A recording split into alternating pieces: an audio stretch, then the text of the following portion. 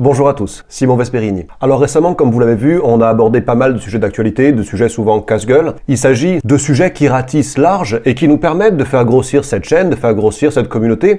Mais au-delà, il y a un message plus profond. Et ce message, il est lié bien simplement à une démarche de vie, à certes une mobilité, au fait de changer de pays, mais au fait de changer de vie.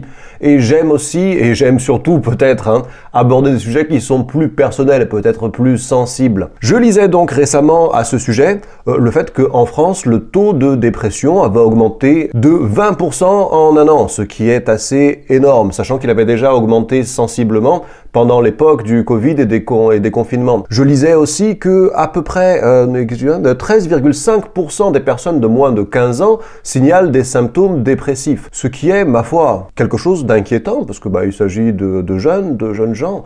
Et puis je me suis souvenu que bien moi-même j'avais connu ça. Et que moi-même j'avais dû affronter ça.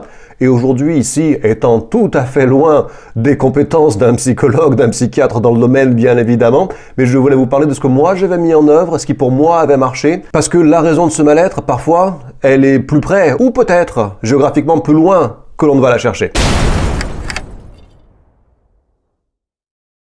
Alors comme je le disais en préambule, quand j'étais adolescent, j'ai grandi avec ce sentiment de ne pas être au bon endroit, ou pas à la bonne époque.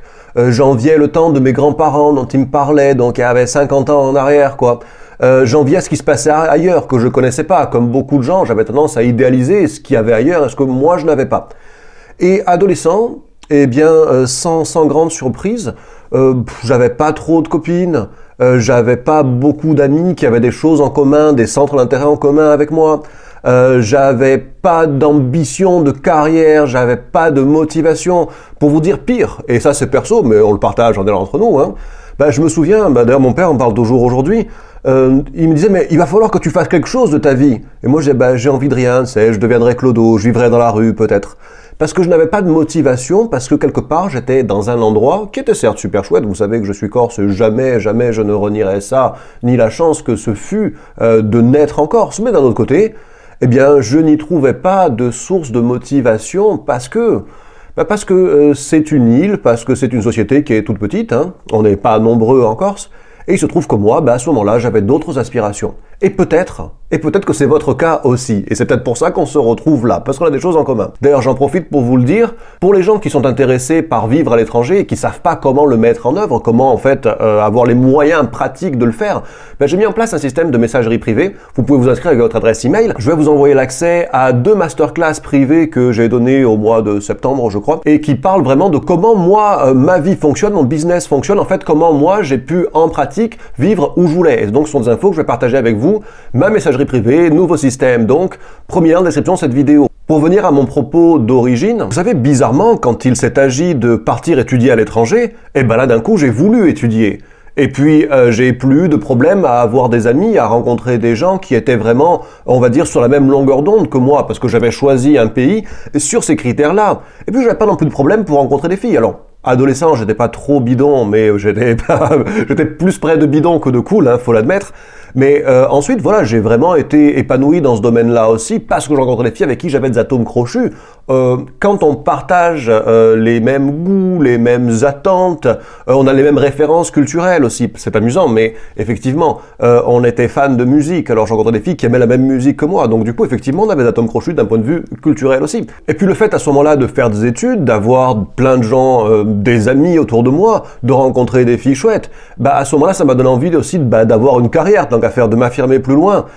Aussi, je n'avais plus la pression sociale de ma communauté. Quand on vient de quelque part, le plus dur pour nous, c'est d'être jugé par les nôtres.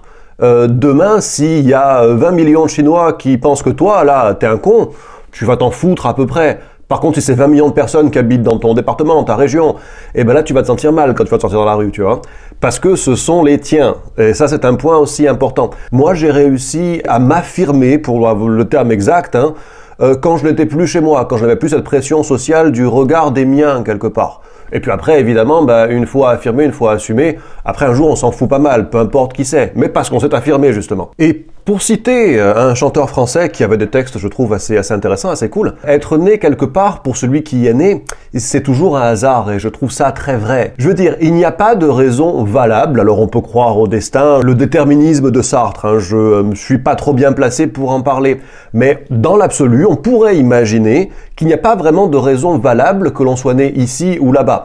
Ça dépend de tout un tas de facteurs, et sans aller chercher des choses trop spirituelles, il suffit simplement que nos parents aient décidé de déménager, et puis on est quelque part ailleurs. Alors on pourrait parler bien sûr d'héritage culturel, mais on sait aussi que l'héritage culturel d'une région, d'un pays, d'une société, se modifie, évolue lui aussi. Et c'est pour ça d'ailleurs que, il y a quelques jours en arrière, j'ai contacté une youtubeuse d'origine russe, mais française, qui vit en France, pour parler justement de sa démarche d'expatriation vers la France. Et elle n'a pas voulu apparaître, alors je vais pas la citer, mais elle avait peur que nous, vous, qui sommes les gens de cette chaîne, cette communauté, la jugions pour ses choix, nous qui avions plutôt tendance à vouloir quitter la France.